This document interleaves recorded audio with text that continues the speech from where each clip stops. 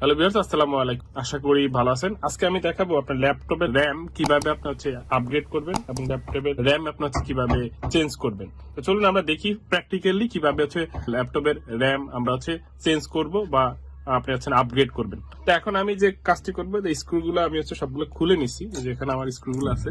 তো আপনারা স্ক্রুগুলো প্রথমে খুলবেন, আর একটু সাবধান থাকবেন যে এই যে রাবার গুলো আছে এগুলো নিচে অনেক সময় স্ক্রু থাকে, এগুলো একটু খুলে দেখতে হবে আপনাকে। তো এটাই যে আমি অলরেডি খুলেছি।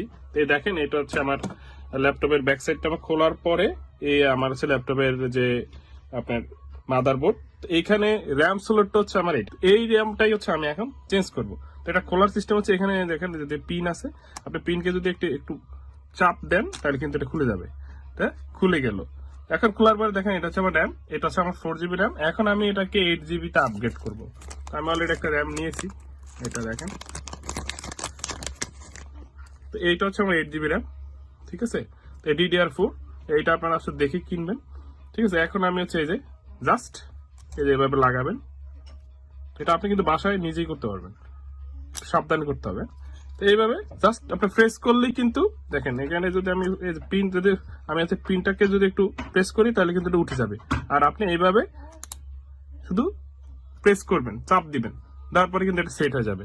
তো ঠিক আছে, আজকে ভিডিওটি পর্যন্ত। যদি ভিডিওটি ভালো লাগে অবশ্যই চ্যানেলটি সাবস্ক্রাইব করবেন, লাইক করবেন, কমেন্ট করবেন, শেয়ার করবেন। আল্লাহ হাফেজ।